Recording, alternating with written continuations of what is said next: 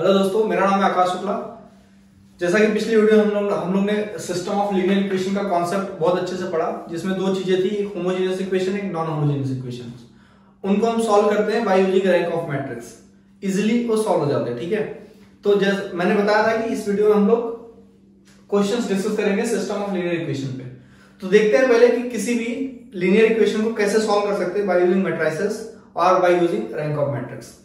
ठीक है, question number 1 है अपने पास। तीन इक्वेशन दिया है यहां पे।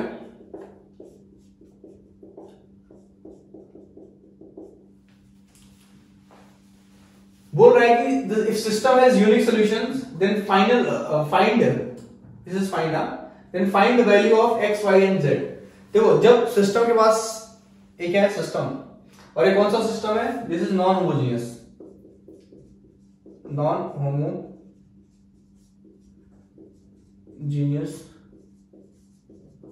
System of equation. ठीक है, देखो अगर किसी भी सिस्टम ऑफ इक्वेशन के पास यूनिक सॉल्यूशन है तभी हम लोग उसका वैल्यू फाइंड कर सकते हैं। किसका वैल्यू? x y z का, मतलब तभी इसका सॉल्यूशन एग्जिस्ट करेगा। सॉल्यूशन क्या होता है? Finding value of x। ठीक है, तो non homogeneous system of equation अगर ये है तो हम उसको कैसे डिनोट करते हैं? ax इक्वल्स टू b से। राइट, हम डिनोट कर लेते हैं यहां पे ax equals to b। Right, a क्या है इसमें, x क्या है इसमें और b क्या है इसमें, ये हम यहां से डिसाइड करेंगे। क्या है? 2 है, -1 + 2, -1 + 2। फिर क्या है? 3 है, +2 + 5। Right, plus we don't right, and then -1 4 1 x y z, यहां पे लिखेंगे 1 2 3। ठीक है, राइट हैंड साइड पूरा यहां पे आ जाएगा। तो ये क्या हो गया? ax इक्वल्स टू b के फॉर्मेट में। इसको आप मल्टीप्लाई करेंगे तो आपको वापस ये इक्वेशन मिल जाएगा। ठीक है, हम देखते हैं इसको सॉल्व कैसे कर सकते हैं। देखो, हम अगर एक non homogeneous system of equation है तो हम इसको कैसे लिखते थे? एक ऑगमेंटेड मैट्रिक्स होता था, उसका रैंक निकालते थे। क्या निकालते थे? इसका रैंक निकालते थे। इसका रैंक हम कंपेयर करते थे रैंक ऑफ ए के साथ, जिसको हम देते थे r, जिसको हम क्या बोलते थे? r।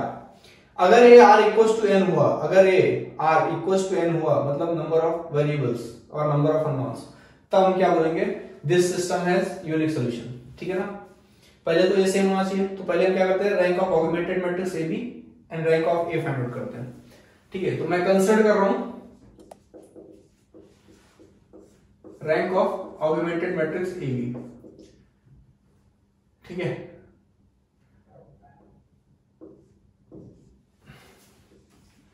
कैसे लिखेंगे इसको? 2 -1 2 3 2 5 एंड देन -1 4 1।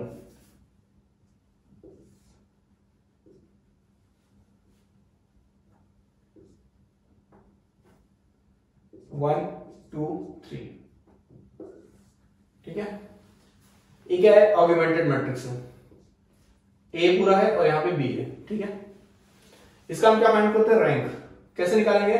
देखो, मैं ए R3 है, ए R1 है और ए R2 है। R3 और R1 को स्विच कर देते हैं, इससे क्या होगा कि यहां पे जो -1 है वो उधर चला जाएगा। ठीक है, तो हमें क्या मिलेगा फाइनली? 2।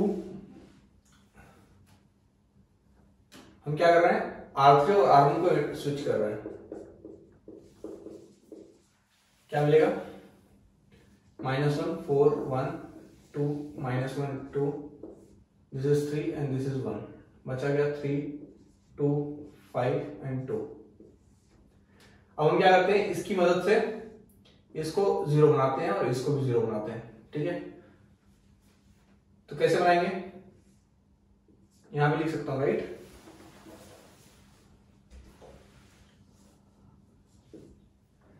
देखो ये क्या है? R2 है। राइट, R2 + 3 R1 करेंगे तो ये 0 बन जाएगा। यहां पे 0 कैसे बनेगा? R3 + 2r1, उससे a0 बन जाएगा, राइट। ये एलिमेंट्री ऑपरेशन आपको पता ही है कैसे निकालते हैं।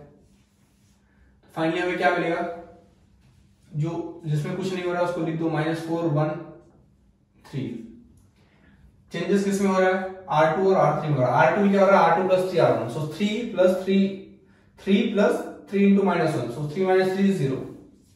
यहाँ पे क्या मिलेगा 2 + 3 into 4, 2 + 3 into 4, so 3 into 4 is 12, 12 + 2 is 14।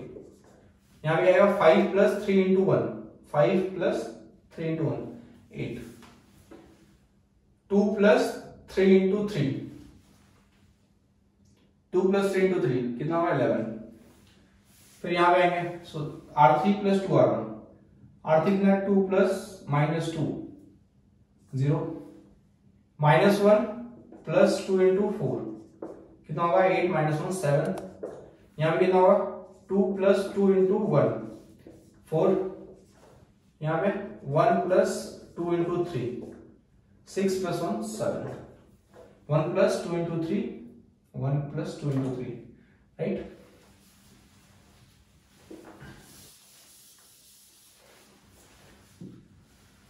अब हम क्या करते हैं, देखो शायद इसकी मदद से हम इसको 0 भी बना सकते हैं, इसकी मदद से हम इसको 0 बना सकते हैं, राइट। तो हमें किसमें चेंजेस करना है, R3 में चेंजेस करना है, ठीक है। तो देखो मैं यहाँ पे क्या करता हूँ, R3 में चेंजेस करता हूँ, इसके बाद का स्टेप है। सो R3 में क्या करता हूं मैं, 2R3 2 मल्टीप्लाई करके R2 के साथ माइनस कर देता हूं, क्या मिलेगा मेरे को -1 0 0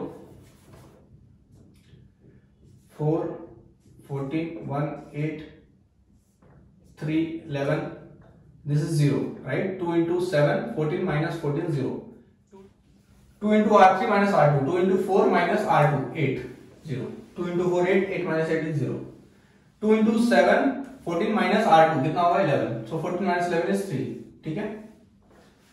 तो ये क्या है, ऑगमेंटेड मैट्रिक्स है, right.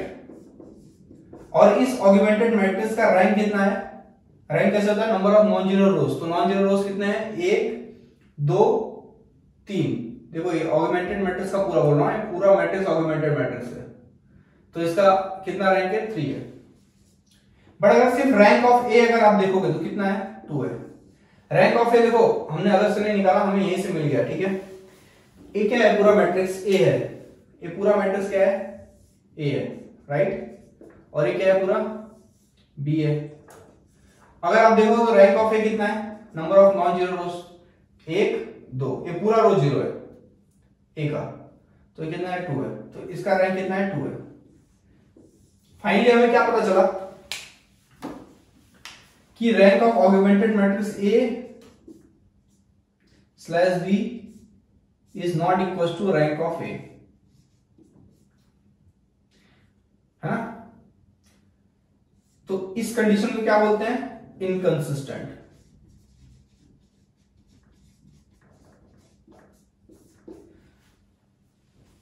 Inconsistent solution. So therefore this system has inconsistent solutions, and if this is the case then we cannot find value of x, है ना। इस क्वेश्चन में हम लोग के पास सोल्यूशन नहीं हो सकता एक्स वाई जेड का, क्योंकि ये सिस्टम जो इक्वेशन दिया था एक इनकंसिस्टेंट था, ठीक है। ए सोल्यूशन इनकंसिस्टेंट है, therefore we cannot find value of x y and z। If system has unique solution पूछा था, no, system does not have unique solution। unique solution कब होगा, जब सिस्टम कंसिस्टेंट होगा। यहाँ तो सिस्टम इनकंसिस्टेंट निकल गया, ठीक है। और अगर यूनिक सॉल्यूशन होता तो ही हम लोग एक्स वाई जेड फाइंड कर सकते थे, वरना नहीं कर सकते। तो फाइनली हम लोग यहाँ पे नहीं कर सकते, ठीक है। देखो हम लोग ने यहाँ पे हम क्या सीखेंगे non homogeneous system of equation में, कि सिस्टम जो दिया है हमें इक्वेशन का वो कंसिस्टेंट है, इनकंसिस्टेंट है, यूनिक सोल्यूशन है, इनफाइनाइटली मेनी सोल्यूशन है। ये सारा कुछ सीखेंगे यहाँ पे। Value of x Y z तभी मिलेगा जब सिस्टम के पास यूनिक सोल्यूशन रहेगा, जब सिस्टम के पास यूनिक सोल्यूशन रहेगा, ठीक है। जैसे कि मैं अगर इसमें एक वैल्यू चेंज करूं तो शायद हमें value of x Y Z मिल सकता है। यहां पे मैं लिखता हूं 3,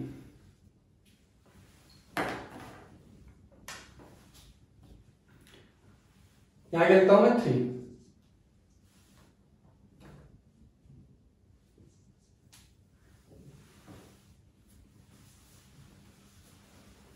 तो ये क्या बन जाएगा, 3 बन जाएगा, राइट। यहां पे 1 है, यहां पे क्या होगा, 3 हो जाएगा, यस, हियर आल्सो 3। यहां पे 1 है, यहां पे R1 इंटरचेंज R3 किया हमने, तो 2 - 1 3 यहां पे आ जाएगा, परफेक्ट है। होगा क्या यहाँ पे, देखो R2 जो रहेगा वो तो सेम रहेगा, R3 क्या होगा, R3 + 2 R1, सो R3 में ये तो सेम है, यहां पे चेंज होगा, राइट, ये वाला पोजीशन चेंज होगा, R3 + 2 R1, R3 कितना है, 3 + 2 × R1, R1 कितना है, 1 है, सो 3 + 2 = 5, तो यहां पे क्या आ जाएगा, 5। बाकी सब सेम रहेगा, 2R3 - R2, तो क्या हो जाएगा,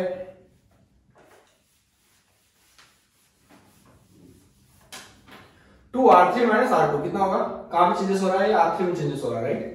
तो यहां पे तो 0 हो जाएगा, बट ये वैल्यू 0 नहीं होगा,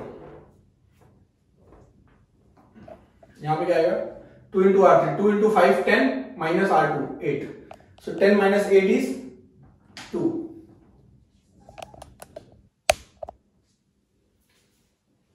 देखो अब इसके बाद इस क्वेश्चन को हम रिड्यूस नहीं कर सकते, इसमें रैंक ऑफ ऑगमेंटेड मैट्रिक्स कितना है, 3 है, और रैंक ऑफ ए अगर देखोगे आप तो वो भी 3 है,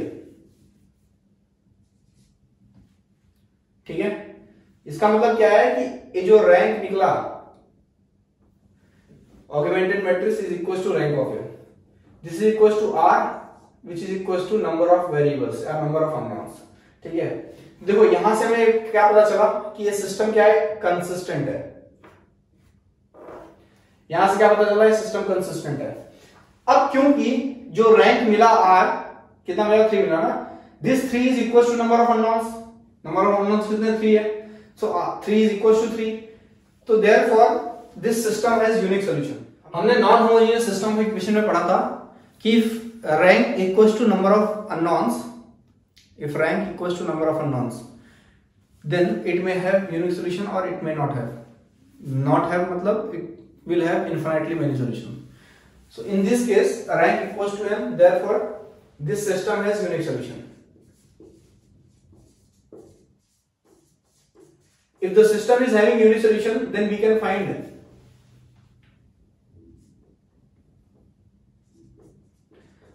find value of x, y and z, ठीक है। So this system is consistent with its unique solution.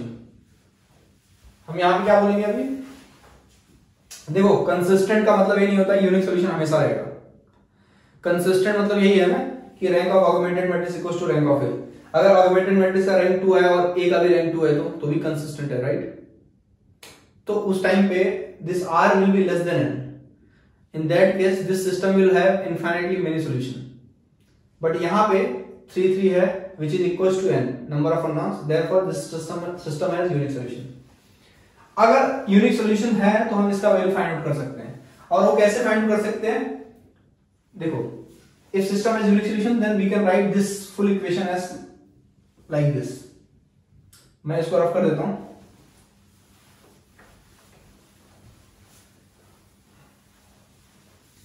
हम इसको ऐसा लिख सकते हैं, -1 4 1 0 14 8 0 0 2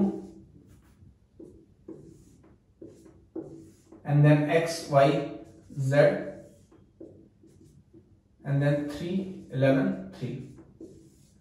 जो फाइनली हमको मिला उसे लिखा हमने, यहां पे बस x ऐड कर दिया, this is nothing but a, इसको हमने रिड्यूस कर दिया इसमें, और ये क्या है, b है जो रिड्यूस हो गया a के साथ।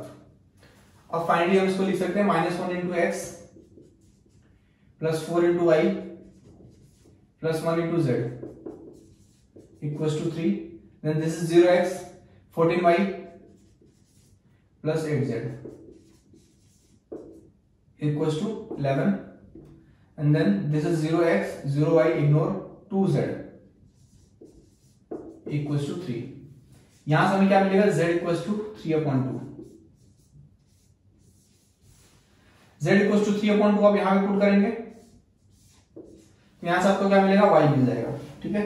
So this is nothing but 14y = 11 - 8 × z, so this is 3/2, which is equals to 2 1 जा 2 4 जा, so 11 minus 4 3 जा 12, 11 minus 12 is -1, y कितना होगा -1/14, therefore y equals to -1/14। ठीक है, y और z का वैल्यू आप पुट करेंगे इस इक्वेशन में तो आपको क्या मिल जाएगा, वैल्यू ऑफ x। ठीक है, कैसे, x को उस साइड ले लो, क्या मिलेगा आपको, x equals to 4y plus z minus 3, 4y का वैल्यू क्या मिला आपको 1/14 and then plus z is 3/2 minus 3। Finally आप इसको सॉल्व करेंगे तो आपको वैल्यू ऑफ x मिल जाएगा। ठीक है, तो हमने यहाँ पे सीखा if the system was having unique solution then we have got value of x, y and z। ठीक है, हमेशा याद रखना कि जब सिस्टम के पास यूनिक सॉल्यूशन रहेगा तभी हमें value of x, y, z मिलेगा। ठीक है, कंसिस्टेंट तो होना ही चाहिए पहले, और कंसिस्टेंट है तो इसका मतलब ये नहीं है कि हमें value of x, y, z मिल जाएगा। ठीक है, rank should equals to number of unknowns, उस केस में ही x, y, z मिलेगा। ठीक है, तो क्वेश्चन नंबर 1 में हमने समझा कि कोई भी बेसिक इक्वेशन दिया है अगर आपको non homogeneous system of equation, तो उसे कैसे सॉल्व कर सकते हैं, और सॉल्व करते वक्त हमने ये भी देखा कि इनकंसिस्टेंट कब होगा, कंसिस्टेंट कब होगा, और यूनिक सॉल्यूशन होगा, तो उसके बाद value of x, y, z कैसे फाइंड आउट करेंगे।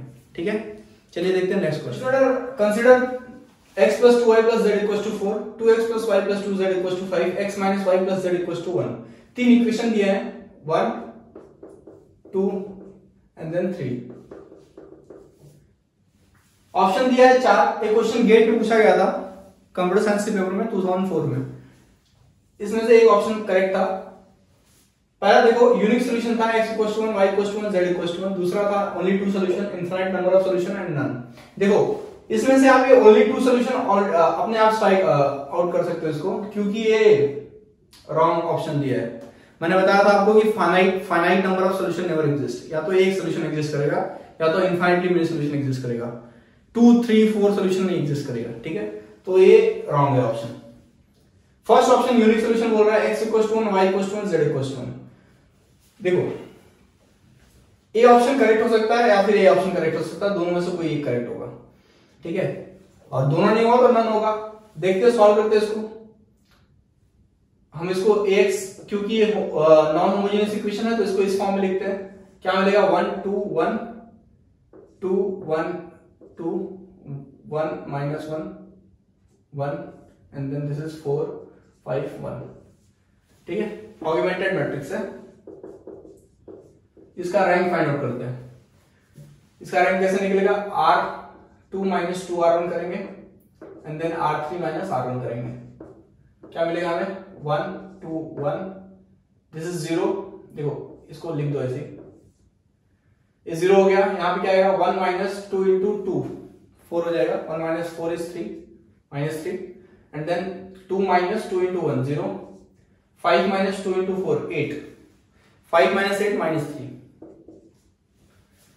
R3 minus R1, 1 minus 1 0, minus 1 minus 2 minus 3, 1 minus 1 0, 1 minus 4 minus 3। ठीक है, देखो लास्ट टू रोज सेम है तो हम यहाँ पे भी हम लोग R3 minus R2 करेंगे। ये चेंजेस किस में होगा, R3 में होगा।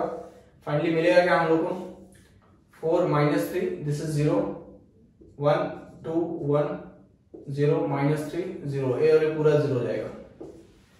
ठीक है, तो ऑगमेंटेड मैट्रिक्स का रैंक कितना मिला, rank of this augmented matrix is how much, number of non zero rose which is 2 and rank of A is how much, rank of A is also 2। देखो ये मैट्रिक्स ए है, ये क्या है, ए है ना, और इसका रैंक कितना है 2 है, क्योंकि इसमें भी 2 नॉन जीरो रोज है।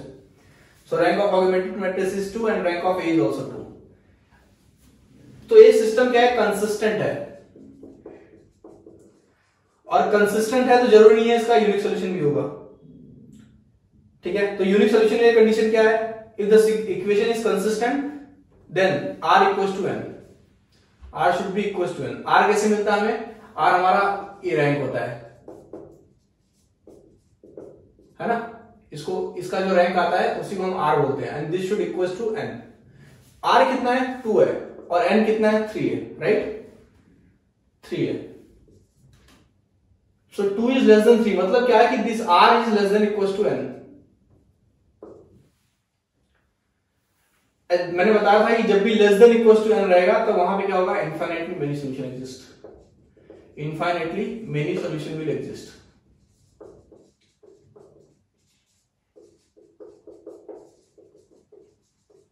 ठीक है, so therefore option C is correct option.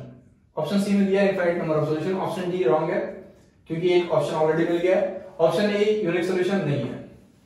ठीक है, देखो एक्स वाई जेड का वैल्यू दिया है यहाँ पे, इसको आप यहाँ पे पुट करके भी सॉल्व कर सकते थे, लेकिन उसके बाद फिर दो ऑप्शन में कंफ्यूजन हो जाता, इसके लिए हमने ऑलरेडी इसको अच्छे से सॉल्व कर लिया। ठीक है, तो फाइनली इसका आंसर क्या है, option C. Question number 3, 3 equation दिया हुआ है 1 2 3 और ऑप्शन दिया हुआ है infinitely many solution, 2 distinct solution. देखो ए ऑप्शन गलत है, इररिलेवेंट ऑप्शन है। 2 डिस्टिंक्ट सॉल्यूशन मतलब infinite number of solution never exist, 2 3 नहीं एग्जिस्ट करेगा, या तो 1 करेगा तो इनफाइनाइटली मेनी करेगा, तो ये ऑप्शन गलत है। सी है ऑप्शन यूनिक सॉल्यूशन, डी है नन। देखते हैं कौन सा ऑप्शन करेक्ट है। हमारे पास यहाँ पे m कितना है, 3 है, m कितना है, 2 है। n मतलब number of equation is 3, n मतलब number of unknowns which is 2। हम क्या करते हैं, इसका ऑगमेंटेड मैट्रिक्स से रैंक फाइंड आउट करते हैं। तो ऑगमेंटेड मैट्रिक्स क्या है, -1 5 1 -1 1 3 -1 2 3। ठीक है, क्या होगा, R2 और R3 को हम लोग 0 बनाने की कोशिश करते हैं। So this is nothing but R2 plus R1 and R3 plus R1, क्या मिलेगा, -1 5 -1 0 1 -1 0 -1 5 4 2 -1 1 and then 1 plus 0 3 plus 5 8 3 -1 कितना होगा, 2। ठीक है, अब क्या कर सकते हैं, इसको 0 बना सकते हैं R3 को, किसकी मदद से, R2 की मदद से। So R3 R2 sign same है, माइनस R3 में कितना 8 है, 2 मल्टीप्लाई करते हैं R2 में, क्योंकि R2 में 4 था तो 8 - 2 × 4 8 0 हो जाएगा, क्या मिलेगा, -1 5 -1 0 4 1, दिस इज 0, ये भी 0 हो जाएगा, 8 - 2 × 4 8 0, 2 - 2 × 1 0।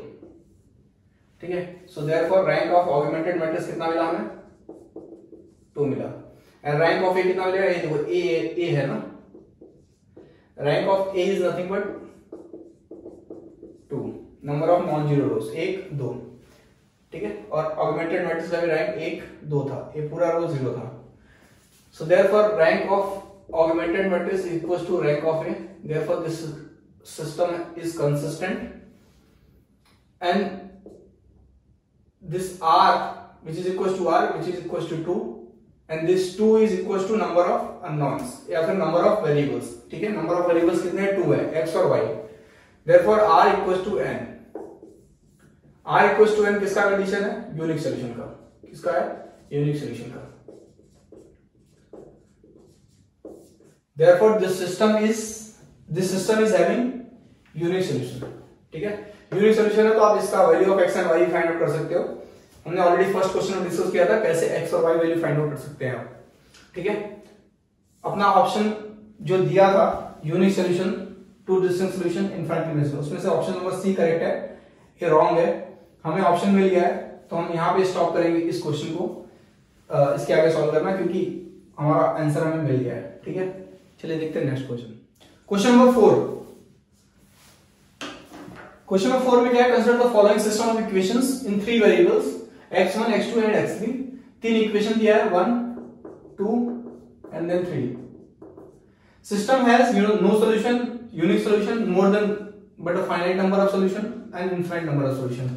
ऑप्शन सी जो है ये पहले ही रॉन्ग दिया है, ऑप्शन इररिलेवेंट ऑप्शन है। देखो पता होना चाहिए आपको कि finite number of solution never exist. ठीक है, मैंने ऑलरेडी नोट लिखा दिया है और हर बार रिपीट किया है ये statement, finite number of solution will never exist. ये जो दिया है ना यहाँ पे ये गलत है, सो ऑप्शन सी रॉन्ग है। ठीक है, बाकी हम देखते हैं इसमें से कौन सा करेक्ट है।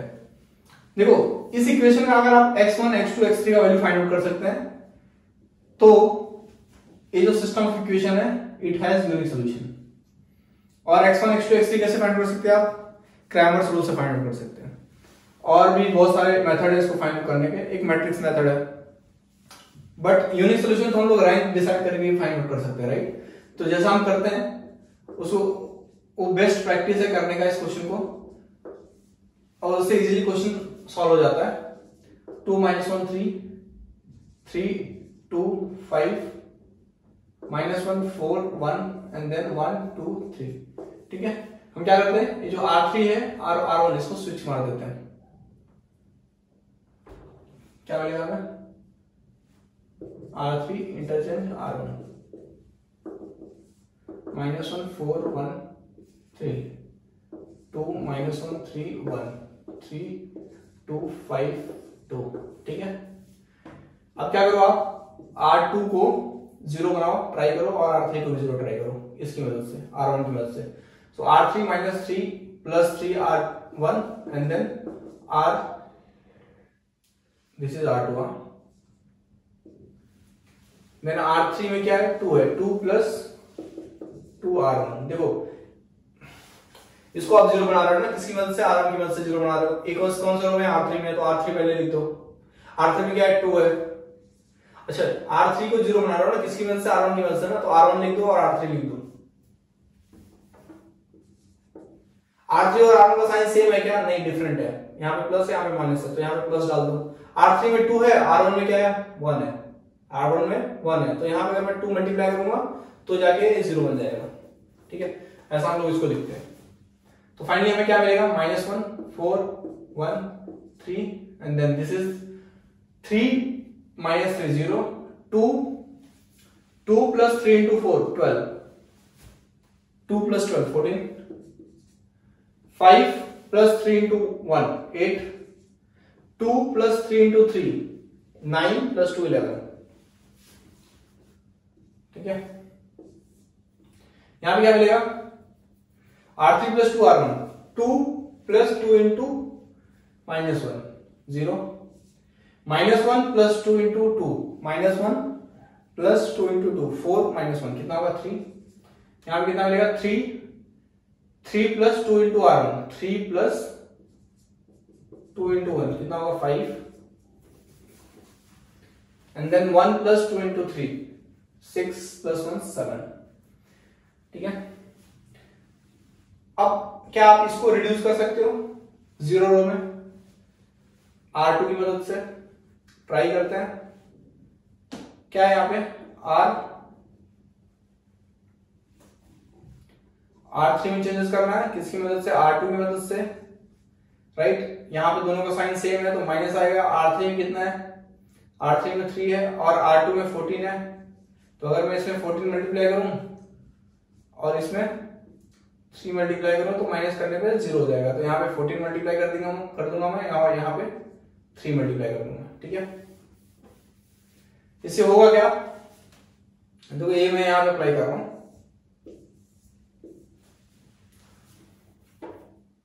किसमें चेंजेस कर रहा हूं, R3 में कर रहा हूं, बाकी सबको लिख दो, -4 1 3 0 14 8 11। यहां भी आएगा 0 है ऑलरेडी, 0 की मदद 0 और 0 दोनों 0 आएगा। ठीक है, यहां पे होगा, ये तो 0 हो जाएगा, राइट, ये वाला 0 हो जाएगा। यहां पे क्या आएगा, 14 × R3 14 × 5 -3 × R2 कितना, 8 है, तो कितना होगा, 14 5 जा 70 -24 कितना आएगा, 70 -24 6 and then 6 - 2 is 4, so 46।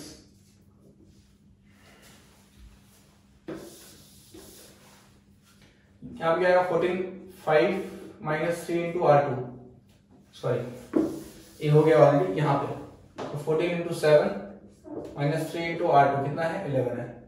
ये कितना होगा, 33, और ये कितना होगा, 98, कितना आएगा, 5 एंड देन 6 कितना आया, 65 आया।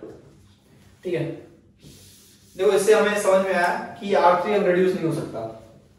ठीक है, इससे अब इसके बाद R3 रिड्यूस नहीं हो सकता। इसका मतलब क्या है कि रैंक ऑफ जो ऑगमेंटेड मैट्रिक्स है वो भी 3 है, and rank of A is also 3 है ना, A है, इसका भी, इसमें भी कितने हैं, नंबर ऑफ नॉन जीरो रोज 1 2 3, तो इसका भी रैंक 3 है। ठीक है, and this 3 is equals to r equals to n। n कितना है? 3 है अभी। n मतलब number of unknowns, number of unknowns 3 है, therefore r equals to n and hence this system of equation has unique solution and therefore option B is the correct option। ठीक है, option A wrong है, option D भी रॉन्ग है। ठीक है, चलिए देखते हैं नेक्स्ट क्वेश्चन। क्वेश्चन नंबर 5, ये क्वेश्चन थोड़ा अलग है, इंपॉर्टेंट है। इसमें क्या पूछा है? Consider the following system of equation. 3 equation दिया आपने को, 1 2 and 3। The system is consistent with if A, B and C क्या है? अननोन है, satisfies the equation। 4 ऑप्शन दिए है। ठीक है, इसको कैसे सॉल्व करेंगे हम? देखो, कंसिस्टेंट का मतलब क्या है? सिस्टम कंसिस्टेंट का मतलब कि rank of augmented matrix. Augmented matrix क्यों? क्योंकि ये सिस्टम है non homogeneous equation. Rank of augmented matrix equals to rank of A equals to R, मतलब ए इक्वल्स टू आर ही होता है, but rank of augmented matrix equals to rank of A होना चाहिए, है ना? तब हम क्या बोलेंगे कि जो सिस्टम है कंसिस्टेंट है। ठीक है, तो इसको फाइंड आउट करने के लिए हम क्या करते हैं? इसको नॉर्मली जैसा सॉल्व करते थे ऑगमेंटेड मैट्रिक्स को लेके, वैसा सॉल्व करते हैं। तो ऑगमेंटेड मैट्रिक्स है अपने पास, इसमें क्या एलिमेंट्स आएंगे? 1 2 -3 2 3 3 5 9 -6 and then A B C। ठीक है, इसको रिड्यूस करते हैं, इसकी मदद से इसको 0 बनाते हैं और इसकी मदद से इसको भी 0 बनाते हैं। क्या मिलेगा? R2 -2 R1 and then R3 -5 R1।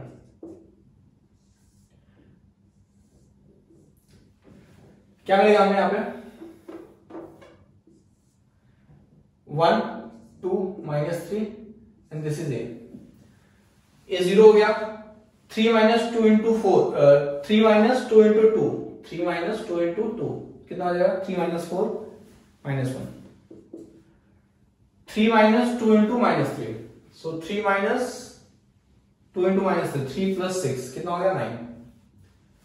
ये कितना होगा? B -2 into A, B -2 into A 2A, ये 0 हो गया।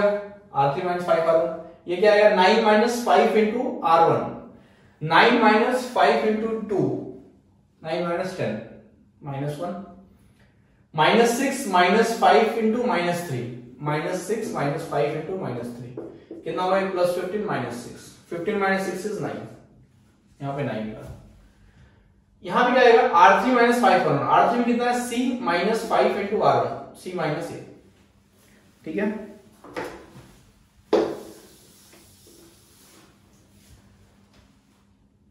अब क्या कर सकते हैं हम लोग? इसको रिड्यूस करते हैं,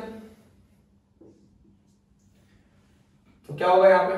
R3 -R2 क्या मिलेगा हमें? 1 2 -3 A 0 -1 6 B -2A 0, this is also 0 9 -6 कितना होगा? 3 एंड यहां पे कितना आएगा? C -5A -R2 B -2A, तो ये कितना होगा? C -5A -B +2A, this is -5A +2A -3A, so C -3A -B।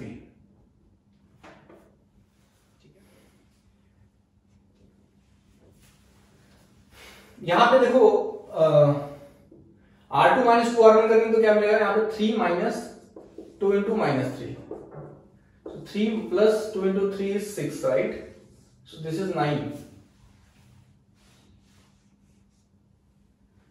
इसके बाद 9 -9 यहां पे भी 0 हो जाएगा जब हमने ये अप्लाई किया तो। ठीक है, और ये ऐसे भी रहेगा। अब देखो कि हमारे पास ये A है, इसका रैंक हमारे पास A है, इसका रैंक कितना है? 2 है, राइट? और एक पूरा ऑगमेंटेड मैट्रिक्स है। ठीक है ना, इसका रैंक इस टाइम पे 3 है, रैंक ऑफ ऑगमेंटेड मैट्रिक्स 3 है। बट देखो क्वेश्चन में क्या बोल रहा है कि दिस सिस्टम इज कंसिस्टेंट। अगर कंसिस्टेंट है तो ऑगमेंटेड मैट्रिक्स का भी रैंक कितना होना चाहिए, 2 होना चाहिए। Rank of A and rank of augmented matrix should be equal, rank of augmented matrix 2 होना चाहिए। और अगर ये 2 है, इसका मतलब क्या है कि ए वाला रो जो है इसमें सारे एलिमेंट्स में 0 है, 3 तो 0 है, इसको भी 0 होना चाहिए। अगर ये 0 है तब हम क्या बोलेंगे, कंसिस्टेंट है। और क्योंकि क्वेश्चन में बोला है कि कंसिस्टेंट है, तो इसका मतलब है कि ये जो एलिमेंट है ए भी क्या है, इक्वल टू 0 है। ठीक है, तो एलिमेंट क्या है, c minus 3a minus b equal to 0। ठीक है, इसको अगर आप उस साइड लेके जाएंगे तो क्या आएगा, 3a plus b, 3a plus b minus c equal to 0। ठीक है, तो अपना सिस्टम कंसिस्टेंट तब होगा जब this will be equal to 0। This equal to 0 means 3a plus b minus c equal to 0। Question में वही पूछा है, this system is consistent if a b c satisfies the equation। तो देखो ये a में क्या है, 7a minus b minus c, wrong है। ऑप्शन बी देखो करेक्ट है, 3a plus b minus c equal to 0 जब होगा तब हम क्या बोलेंगे, सिस्टम कंसिस्टेंट है। देखो यहां पे मिला 3a plus b minus c equal to 0 जब होगा तो हम क्या बोलेंगे, सिस्टम कंसिस्टेंट है। So option B is the correct option, C wrong है, डी भी रॉन्ग है। ठीक है, चलिए देखते हैं next question. Question number 6, for what values of alpha and beta the following system of equation, क्या है equation, x plus y plus z equal to 5, x plus 3y plus 3z equal to 9, x plus 2y plus alpha z equal to beta, है ना, has infinite number of solution. For what values of alpha and beta, मतलब value of alpha and beta find out करना है, but condition क्या दिया है, ओ alpha beta value find करो जिसपे ए सिस्टम ऑफ इक्वेशन के पास इनफिनाइट नंबर ऑफ सॉल्यूशन हो। ठीक है, ऑप्शन दिया हुआ है बट बिना फाइंड आउट किए हम इसमें से कोई भी ऑप्शन टिक नहीं कर सकते, तो डायरेक्टली हम फाइंड आउट करते हैं। ठीक है, इसका सॉल्यूशन देखते हैं। देखो हमारे पास ऑगमेंटेड मैट्रिक्स हम इसमें से मिल सकता है, उसको लिख लो फटाक से। यहाँ पे क्या आएगा, 1 1 1 1 3 3 1 2 alpha and this is 5 9 and beta. ठीक है, क्या करो आप, R2 माइनस R1 करो, R3 माइनस R1 करो, क्या मिलेगा आपको, 1 1 1 5, this is 0 2 2 4 0 1 alpha minus 1 and this beta minus 5। ठीक है, R3 माइनस R1, ये ऑपरेशन अप्लाई किया मैंने इसमें, ये ऑपरेशन मैंने इसमें अप्लाई किया तो मुझे ये मिला। ठीक है, अब हम क्या करेंगे, अच्छा ये 2 है ना, 2 2 4 है राइट, इसको R2 को मैं अगर डिवाइड बाई 2 कर दो तो कुछ फर्क पड़ेगा, ये क्या बन जाएगा, 1 बन जाएगा, ये क्या बन जाएगा, 1 बन जाएगा, और ये क्या बन जाएगा, 2 बन जाएगा राइट। थोड़ा नंबर छोटा हो गया और कुछ नहीं, यहां लिख देता हूं मैं R2 डिवाइड बाई 2 है। ठीक है, अब देखो क्या करता हूं मैं, R3 माइनस R2 करता हूं, 1 माइनस 1 0 हो जाएगा, क्या होता है, 1 1 1 5 0 1 1 2 0 0 alpha minus 1 minus 1 alpha minus 2 हो गया। यहां पे क्या होगा, beta minus 5 minus 2, so this is nothing but beta minus 7, beta minus 5 minus 2 कितना होगा, बीटा माइनस 7। ठीक है, अब इसके बाद हम इसको एक्सपांड नहीं कर सकते या फिर इसको और इवेल्युएट, इसका और ज्यादा इवेल्युएशन नहीं कर सकते, तो यहां पे थर्ड रो में हमें अल्फा माइनस 2 मिला, बीटा माइनस 7 मिला। इसके पहले इसका, अच्छा इसको लेके रैंक ऑफ ऑगमेंटेड मैट्रिक्स कितना है, 3 है, और रैंक ऑफ ए कितना है, 2 है, और बोल रहा है system has infinite number of solution, मतलब कि रैंक ऑफ ऑगमेंटेड मैट्रिक्स और रैंक ऑफ ए तो सेम होना चाहिए। अगर ऑगमेंटेड मैट्रिक्स का रैंक 3 है तो रैंक ऑफ ए तो 3 नहीं हो सकता, बट अगर रैंक ऑफ ए 2 है तो इसका 2 हो सकता है। कब हो सकता है? जब अल्फा माइनस 2 और बीटा माइनस 7 इक्वल टू 0 हो जाएगा। अल्फा माइनस 2 इक्वल टू 0 हो जाएगा and beta minus 7 equal to 0 हो जाएगा, तब हो सकता है। और यहां पे n कितना है? n मतलब नंबर ऑफ अननोन्स। n कितना है यहां पे? 3 है, right. Infinite number of solution कब होगा? When r will be less then n। तो r 2 हो सकता है, हमें पता चला, 3 नहीं हो सकता। 2 कब होगा? जब अल्फा माइनस 2 इक्वल टू 0 होगा, बीटा माइनस 7 इक्वल टू 0 होगा, और लेस देन n जब होगा तब इनफाइनाइट नंबर ऑफ सॉल्यूशन होगा। ठीक है, तो r is 2 and n is 3। ठीक है, तो इस केस में मतलब ये जो कंडीशन है, इस कंडीशन पे अपना system infinite number of solution satisfy करेगा। तो इस कंडीशन पे अल्फा क्या होगा? Alpha is 2 and beta is 7। और वही क्वेश्चन में पूछा था कि for what values of alpha and beta the following system of equation has infinite number of solution. तो alpha is 2 and beta is 7। Alpha 2 है और बीटा 7 है। Option number A is the correct option. Alpha 2 beta 7, be wrong है, सी भी रॉन्ग है and D भी रॉन्ग है। ठीक है, question number 7, if A is 3 cross 4 matrix, 3 रो है 4 कॉलम है ए में, then the non-homogeneous system of equation ax equals to b is inconsistent। देखो consistent मतलब solution exist करेगा और inconsistent मतलब कि कोई solution exist नहीं करेगा। no solution मतलब inconsistent, तो वहां पे ब्रैकेट में no solution दिया है। the highest possible rank of a is how much। इसको समझने वाली बात है यहाँ पे कि देखो a, अपने पास a मैट्रिक्स है a जिसका ऑर्डर क्या है 3 क्रॉस 4, और ये क्या है? Non homogeneous system of equation को सेटिस्फाई कर रहा है। a x equals to b। ठीक है, इनकंसिस्टेंट है, इसका मतलब क्या है कि रैंक ऑफ a कितना हो सकता है? Rank of a this will be less than minimum of 3,4 which is equals to 3। Therefore rank of a कितना हो सकता है? 3 हो सकता है, राइट? 4 नहीं हो सकता। This is inconsistent, no solution. Then highest possible rank of A is how much? देखो यहां पे एक वर्ड दिया है inconsistent। inconsistent कब होता है? जब rank of augmented matrix will not be equals to rank of A। rank of A कितना आया? 3 आया, राइट? और inconsistent के लिए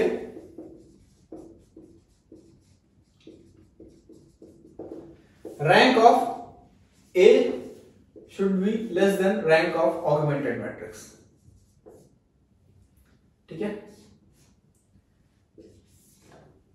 तो यहां पर रैंक तो अभी 3 मिला, इसका मतलब इसका भी रैंक 3 होगा। अगर A का रैंक 3 है तो ऑगमेंटेड मैट्रिक्स का भी रैंक 3 होगा ना, क्योंकि ऑगमेंटेड मैट्रिक्स में A और B आता है। A है 3 तो इसका 3 हो गया ऑटोमेटिक, बट A क्या होना चाहिए? 3 से छोटा होना चाहिए। क्यों? क्योंकि इनकंसिस्टेंट है सॉल्यूशन। तो 3 से छोटा होना चाहिए, तो क्या हो सकता है? 0 हो सकता है, 1 हो सकता है, 2 हो सकता है। ठीक है, बट क्वेश्चन पूछा है the highest possible rank of A is, तो हाईएस्ट पॉसिबल रैंक कितना है? ए का 2 है। ठीक है, इसके लिए इसका आंसर क्वेश्चन नंबर 7 का क्या होगा? 2। ठीक है, चलिए देखते हैं next question. Question number 8, value of x1 x2 and x3 is obtained by solving following system of equation. इस इक्वेशन को, यहां पे 3 इक्वेशन है, 1 2 3, इनको सॉल्व करके हमें value of x1 x2 x3 find out करना है। ठीक है, so by using concept of rank we can find value of x1 x2 and x3। तो जैसा हम कर रहे थे वैसे ही करते हैं। इसका सॉल्यूशन कैसे फाइंड आउट करेंगे हम लोग? देखो इस सिस्टम ऑफ इक्वेशन को मैं ऐसा लिख सकता हूं, right? ax equals to b because this system of equation is non-homogeneous system। तो ax equals to b के अगर फॉर्मेट में इसको लिखता हूं तो मुझे क्या मिलेगा? 1 2 -3 -2 है ना, 1 2 -2 2 1 1, इसको बोलते हैं coefficient matrix. -1 1 -1 x y z B में क्या आएगा 4 -2 2। ठीक है, ऑगमेंटेड मैट्रिक्स जो होता है उसका रैंक फाइंड आउट करते हैं। इसके बाद क्या मिलेगा 1 2 -1 2 1 1 -2 1 -1 4 -2 2। ठीक है, with the help of row 1 इसको और इसको 0 बनाते हैं। क्या मिलेगा row 2 -2r1 and then row 3 +r1। One 2 -2 4। यहां भी आएगा 0, यहां भी आएगा 1 -2 × 4 सॉरी 1 -2 × 2 कितना आएगा 1 -4 -3 1 -2 × -2 सो 1 -2 × -2 +4 1 + 4 कितना होगा 5। यहां भी कितना आएगा -2 -2 × 4 -2 -8 -10 r3 + r1 -1 + 1 0 1 + 2 3 -1 + -2 -3 2 + 4 8 सॉरी 6। ठीक है, अब इसको 0 बनाते हैं इसके हेल्प से। तो क्या लिखेंगे यहां पे r3 + r2 क्या मिलेगा हमें 1 2 -2 4 0 -3 5 -10 दिस इज 0 -3 + 3 0 +5 -3 2 -10 + 6 -4। ठीक है, इसके बाद ये रिड्यूस नहीं हो सकता। हमें इस ऑगमेंटेड मैट्रिक्स का रैंक कितना मिला, इस ऑगमेंटेड मैट्रिक्स का रैंक ऑफ ऑगमेंटेड मैट्रिक्स कितना मिला हमें 3 मिला, राइट। और रैंक ऑफ ए कितना है, ए ये है ना, इसका रैंक भी 3 है, right. Number of non zero रोज 3 है, therefore rank of A is also 3. Therefore rank of augmented matrix equals to rank of A equals to R equals to N. N क्या है, नंबर ऑफ अननोन्स, अननोन्स कितने 3 है और rank भी 3 है, therefore R equals to N। तो R equals to N ये satisfy कर रहा है। और देखो ये क्या है, कंसिस्टेंसी बताता है। इससे हमें ये पता चला कि ये सिस्टम ऑफ इक्वेशन कंसिस्टेंट था, बट हमें इससे पता चला कि इट हैज यूनिक सॉल्यूशन। अगर यूनिक सॉल्यूशन है तो हम value of x1 x2 x3 find out कर सकते हैं। ठीक है, तो इस इक्वेशन को आप इस फॉर्म में लिखते हैं। क्या मिलेगा हमें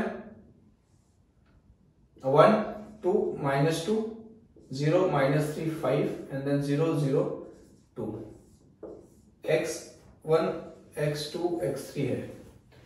यहां पे x1 x2 x3 वेरिएबल है, right. Sorry for this mistake, यहां पे x y z नहीं है, यहां पे x1 x2 x3 है। यहां पे आ गया 4 -10 -4 4 -10 -4। ठीक है, अब देखो इसको सॉल्व करोगे तो क्या मिलेगा आपको x1 + 2x2 - 2x3 = 4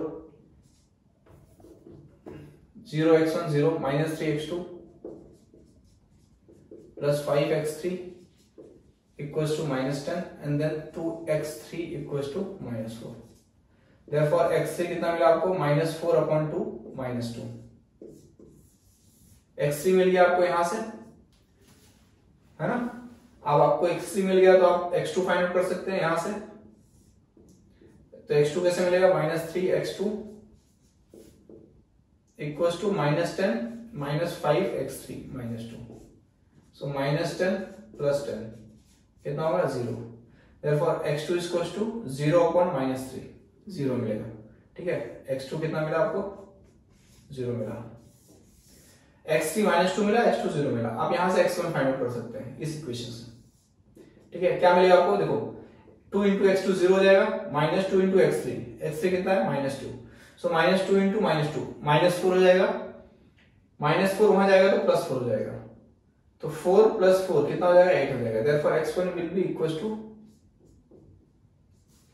8। ठीक है, x1 कितना मिला 8 मिला, x2 0 मिला, x3 -2 मिला, और हमें क्वेश्चन में वही फाइंड आउट करना था, क्या value of x1 x2 x3। x1 कितना मिला आपको 8 0 एंड x3 कितना मिला आपको -2। ठीक है, क्वेश्चन नंबर 8 का ये सॉल्यूशन है पूरा। ऐसे फाइंड आउट करते हैं हम लोग value of x1 x2 x3 by using rank of matrix. ठीक है, नेक्स्ट क्वेश्चन देखते हैं, question number 9। Question number 9, find the value of lambda and mu for which the following system of equation. क्या है equation, x + y + z = 6, x + 4y + 6z = 20, x + 4y + lambda z = mu. यहां पे दो constant है lambda and mu.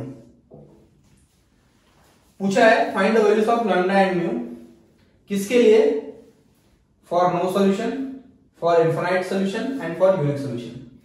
ये तीनों कैसे solve करते हैं और कैसे फाइंड आउट करते हैं, कब कब नो सॉल्यूशन मिलता है, कब कब इनफाइनाइट सॉल्यूशन मिलता है और कब यूनिक सॉल्यूशन मिलता है, ये हमने ऑलरेडी इसके पहले बहुत सारे क्वेश्चन में देखा। बट एक क्वेश्चन में हम लोग टुगेदर तीनों जो भी प्रॉपर्टी है इसकी non homogeneous system of equation related, वो पूरा हम लोग इस क्वेश्चन के थ्रू डिस्कस कर लेंगे। ठीक है, तो हमारे पास इक्वेशन क्या है, इसका ऑगमेंटेड मैट्रिक्स बना लेते हैं हम लोग। इसको अगर हम लोग non homogeneous system of equation के फॉर्म में लिखेंगे तो ऐसा लिखेंगे। इसका मतलब क्या है कि 1 1 1 1 4 6 1 4 lambda and then x y z, और यहां क्या है 6 20 एंड म्यू। ठीक है, इसको बोलते हैं कोएफिशिएंट मैट्रिक्स। और ऑगमेंटेड मैट्रिक्स क्या होता है, ऑगमेंटेड मैट्रिक्स लिखते हैं 1 1 1 1 4 4 1 6 लैम्डा 6 20 म्यू। ठीक है, इसका रैंक फाइंड आउट करते हैं। ऑलरेडी हमें आता है R2 - R1 and R3 - R1। क्या मिलेगा 1 1 1 6 0 4 - 1 3 6 - 1 5 20 - 6 14 0 4 - 1 3 lambda -1 and then mu -6। ठीक है, इसके बाद इसको भी 0 बना सकते हैं हम लोग इसकी मदद से। तो हम क्या लिखेंगे यहाँ पे R3 - R2, क्या मिलेगा 1 0 1 3 1 5 6 14। यहाँ पे क्या आएगा 0 3 - 3 0 लैम्डा -1 -5, लैम्डा -1 -5 कितना होगा लैम्डा -6, म्यू -6 -14 म्यू -20। इसके बाद अभी रिड्यूस नहीं हो सकता। इसका मतलब क्या है, इस केस में जहां हमें लैम्डा और म्यू नहीं पता है, इस केस में हमारा रैंक ऑफ ऑगमेंटेड मैट्रिक्स क्या है 3 है, और रैंक ऑफ ए भी क्या है 3 है। ठीक है, हम लोग इसको रखते हैं, इसके ऊपर का जो भी है इसको रफ करते हैं, ये समझने के लिए कि कौन से वैल्यू ऑफ लैम्डा और म्यू पे हमारा तीनों जो क्वेश्चन पूछा है सेटिस्फाई करेगा। ठीक है,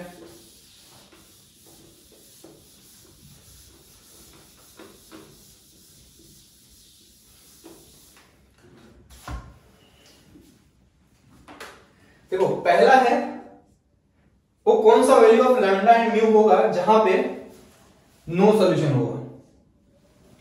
ठीक है, तो नो सॉल्यूशन के लिए हमें पता है क्या होता है कि rank of A is always less than rank of augmented matrix, है ना। और रैंक ऑफ ऑगमेंटेड मैट्रिक्स कितना यहां पे 3 है। इसका मतलब क्या है कि रैंक 3 से छोटा होना चाहिए, 2 होगा चलेगा, मतलब 2 ही होना चाहिए मैक्सिमम। तो अगर रैंक देखो ए है मैट्रिक्स, ये क्या है, ए है, राइट। इसका रैंक कितना होना चाहिए, 2 होना चाहिए। 2 होने के लिए लैम्डा माइनस 6 0 होना चाहिए, राइट। अगर ये 0 हो गया, मतलब ये 0 हो गया, तो यहां पे नॉन जीरो रो सिर्फ 1 और 2 बचेंगे, ठीक है। और जो 2 होंगे वही हमारा रैंक होगा, तो रैंक 2 होना चाहिए। उसके लिए ए 0 होना चाहिए। देयरफॉर लैम्डा माइनस 6, इसके लिए लैम्डा माइनस 6 इक्वल टू 0 होना चाहिए। देयरफॉर लैम्डा इक्वल टू 6 होना चाहिए। अगर लैम्डा इक्वल टू 6 होता है तो रैंक ऑफ ए होगा क्या, ए वैल्यू 0 हो जाएगा, है ना। Rank of A will be less than equal to rank of augmented matrix A B, ठीक है। यहां पे म्यू नॉट इक्वल टू 20 होना चाहिए। इस केस में mu should not be equal to 20, क्योंकि अगर म्यू 20 हो गया तो 20 माइनस 20 0 हो जाएगा, और ए ऑलरेडी 0 है, तो एक पूरा रो 0 रो बन जाएगा, और उसके बाद फिर रैंक ऑफ ऑगमेंटेड मैट्रिक्स भी 2 हो जाएगा, ठीक है ना। उस केस में हमारा एक प्रॉपर्टी सेटिस्फाई नहीं कर पाएगा, फिर हमें और कुछ नेक्स्ट ऑप्शन के लिए जाना पड़ेगा, जो हम नहीं जा सकते, ठीक है, क्योंकि यहाँ पे अननोन है लैम्डा एंड म्यू।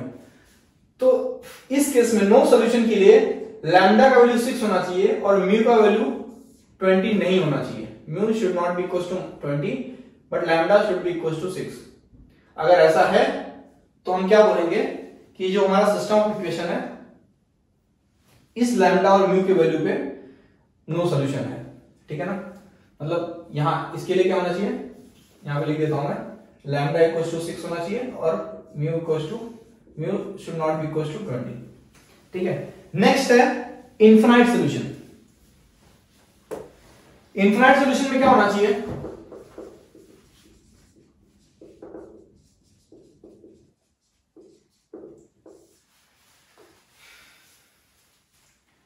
देखो इनफिनाइट सॉल्यूशन के लिए रैंक ऑफ ऑगमेंटेड मैट्रिक्स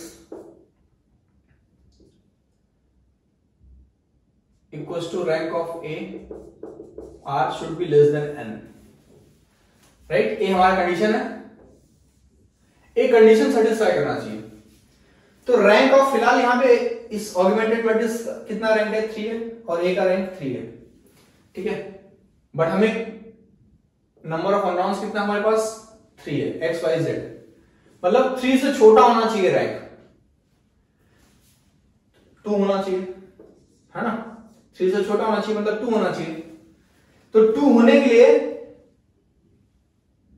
के लिए मुझे इसका रैंक ऑगमेंटेड मैट्रिक्स और ए का रैंक, मतलब पूरा आर जो होता है, ये क्या होना चाहिए, 2 होना चाहिए। उसके लिए मेरे को लैम्डा माइनस 6 भी 0 होना चाहिए और म्यू माइनस 20 भी 0 होना चाहिए, है ना।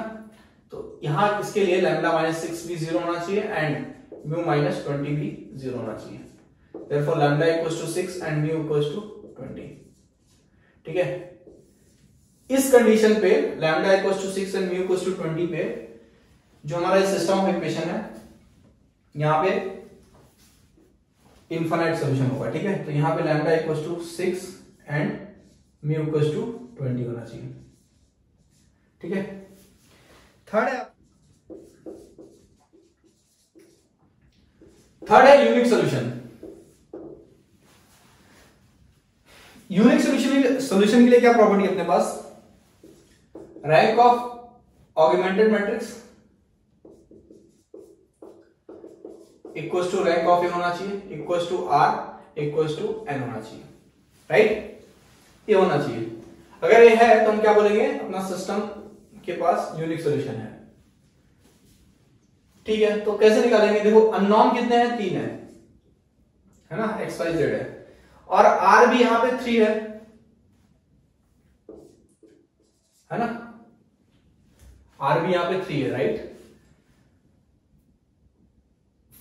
3 कब है इस केस में, मतलब लैम्डा माइनस 6 अगर नॉट इक्वल टू 0 रहा एंड म्यू माइनस 20 अगर नॉट इक्वल टू 0 रहा, तो उस केस में A rank of augmented matrix and rank of A that is R equals to 3 रहेगा, ठीक है। और अगर रहेगा तो अपना सिस्टम ऑफ इक्वेशन जो है वो क्या है, उसके पास यूनिक सॉल्यूशन है। इसका मतलब क्या है कि lambda should not be equals to 6 and mu should not be equals to 20, ठीक है। अगर ऐसा है तो हम क्या बोलेंगे कि इस सिस्टम ऑफ इक्वेशन के पास यूनिक सोल्यूशन है ए वैल्यू पे, मतलब लैम्डा 6 नहीं होना चाहिए और म्यू 20 नहीं होना चाहिए। ठीक है, तो यहाँ पे इसके लिए क्या होना चाहिए, lambda should not be equal to 6 and mu should not be equal to 20। ठीक है, तो हमने इस वीडियो में पूरा सिस्टम ऑफ इक्वेशन के बारे में जितने भी क्वेश्चंस थे, possible questions, important questions, GATE के क्वेश्चंस को लेके हमने डिस्कस किया। नेक्स्ट वीडियो में हम लोग होमोजेनियस सिस्टम ऑफ इक्वेशन के क्वेश्चंस को लेके डिस्कस करेंगे। ठीक है, थैंक यू।